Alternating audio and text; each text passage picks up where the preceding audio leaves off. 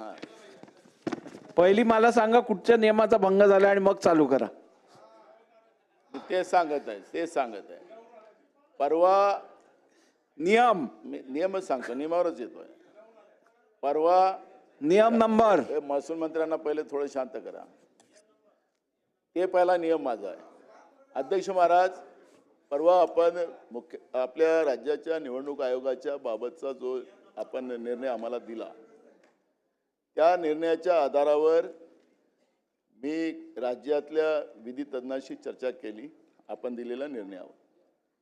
अध्यक्ष महोदय, आपण दिलेल्या निर्णयामध्ये मला कुठलाही विरोध करायचा नाही, पण एक गोष्ट अध्यक्ष महाराज,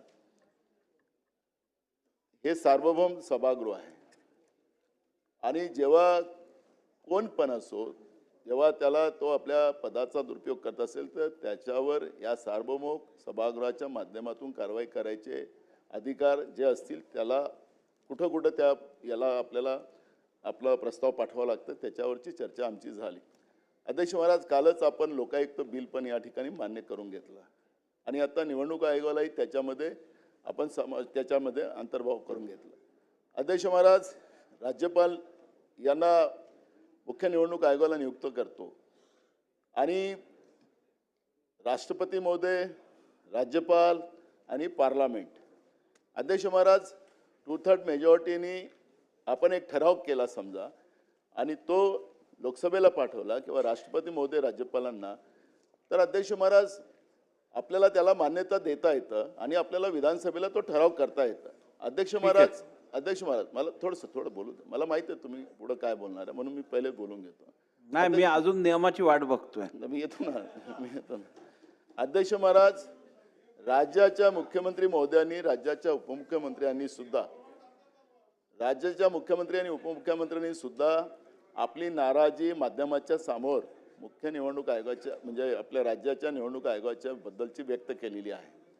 म्हणजे याचा त्रास राज्याच्या जनतेला आणि जे काही उमेदवार असतील ज्यांचा ऐन वेळेवर निवडणूक रद्द केली गेली त्यांनाही सुद्धा इथं झालेला आहे. अध्यक्ष महाराज, अध्यक्ष महाराज, मी आपल्याला एक गोष्ट या निमित्तानं सांगतो की वाघमारेची जे आत्ता आपले आपल्या राज्याचे निवडणूक आयोग आहेत त्याला 6 महिन्याआधी आपण VRS घेतला त्यांनी आणि त्यांना या पदावर नियुक्त केलं. नितीन करीर, राजगोपाल देवरा, राजीव जलोटा, आमच्या विशेष करून सुजाता सोयनिक असे चांगले होते, कारण की आपल्या राज्याच्या निवडणूक आयोगाची एक परंपरा राहिली.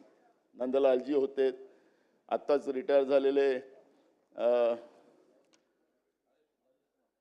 राजेश कुमार होते आणि ही पद अनेक दिवस खाली होतं. अध्यक्ष महाराज, त्यावेळेस हे सगळे लोक होते, पण आपण यांना VRS घेऊन हे पद भरवायला लावलं आणि यांच्या हातातून महाराष्ट्रासारख्या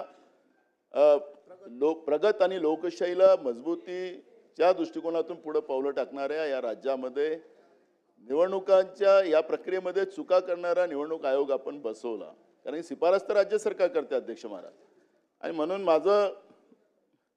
माझं म्हणणं आपल्याला एवढंच आहे, मी नियमावर मला माहीत आहे तुम्ही कुठे येणार आहे, त्याच्यामुळे मी तुम्हाला एवढंच म्हणतो, हे माझ्या भावना नाही, या सभागृहाच्या माध्यमातून राज्याच्या जनतेच्या भावना आहेत.